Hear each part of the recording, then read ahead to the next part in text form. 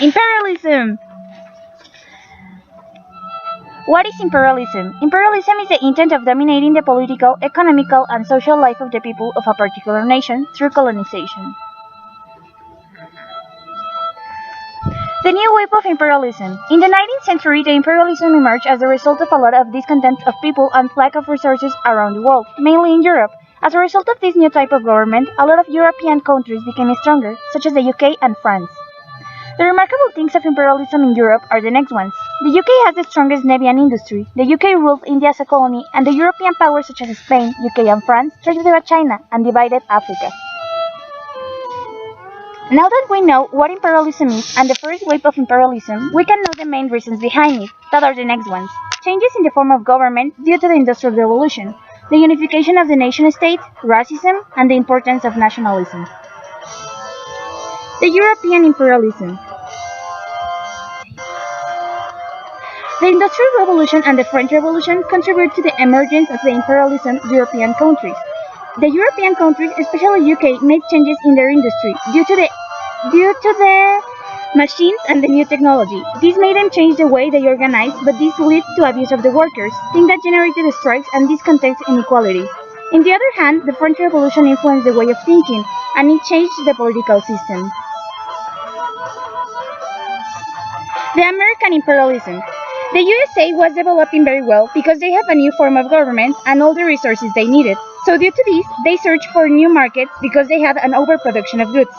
The key of the success was the railroad because it is the fastest way to transporting the products all over the country. The motivations in the industrial organization were the organized industries and the pools created by the capital in order to control the prices. But the working conditions were bad because workers had no injury compensation, no pensions, and they had long hours of work. So they created unions to fight for their rights.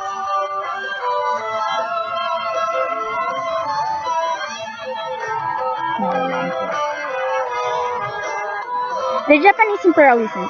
The Japanese imperialism was different from the others from the start because at the beginning they were closed and they had no trade until the Major Restoration, when Matthew Perry arrived in a steamship in July 40 of 1855 with a letter of the US President Millard offering trade, so Japan opened their trade ports and signed the Kanagawa Treaty. Japanese people learned from the West and studied abroad to teach the Japanese people. Thanks to this, the military power changed. They built industries, and the working conditions were good, so they never had revolts or strikes. The characteristics of colonial governments and economies.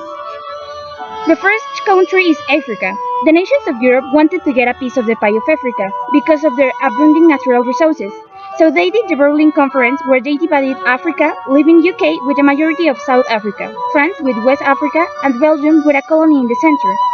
The government in the UK colonies was the indirect rule, where they let them keep their traditions and kept the old African elite in power.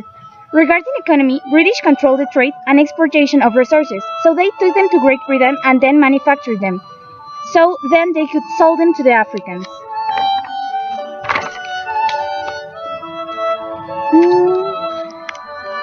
But on the other hand, France ruled in a direct rule, forcing them to abandon their customs and traditions. Regarding economy, France exploited the resources and exported them, and Africans couldn't do anything about it. The next one is Asia. Asia was under the United Kingdom territory, under the United Kingdom power. United Kingdom had territories like India, Singapore, and some control over China. They normally used the indirect rule because it was easier to get natural resources and colonies. They rule under the direct rule because some colonies rebelled against them.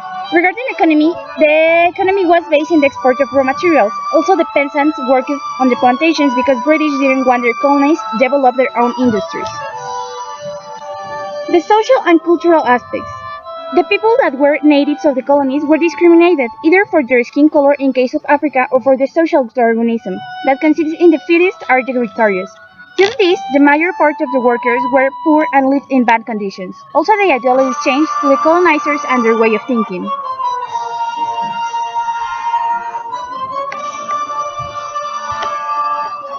Now we're going to talk about the resistance movements from local people. The first one is the Rhodes Strait. It's the Boer War, where the Rhodes tried to spur British settlers to revolt against the Boers, and the Zulu Warriors, where they improved whether their weapons and their fighting styles, so they leave South Africa out of the domination. The consequences of the imperialism were mainly the racism, the revolutions in all of their colonies, and the foreign corporations, but also the economic exploitation of colonized nations. The emergence of Asian African nationalism and quest for independence. Thanks to the new ideologies that the colonizers introduced into Africa, the natives started to think that they could be independent, and a strong sentiment of nationalism began. Personal reflection. Even if imperialism was bad for the countries that were colonized, one way or another, they brought some kind of technological and political advance to them, even if it was at a really high cost. But even if it brought a little of improvement, it brought even more disgrace to those countries, and in the end, it made them really poor and unadvantaged in all aspects.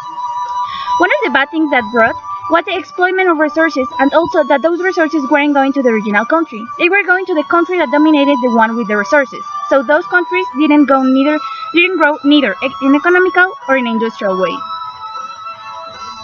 So, in conclusion, imperialism didn't bring only bad things. It also brings some good things, but with seeing how they live the colonized countries, it will be better if it never existed. Thank you for listening!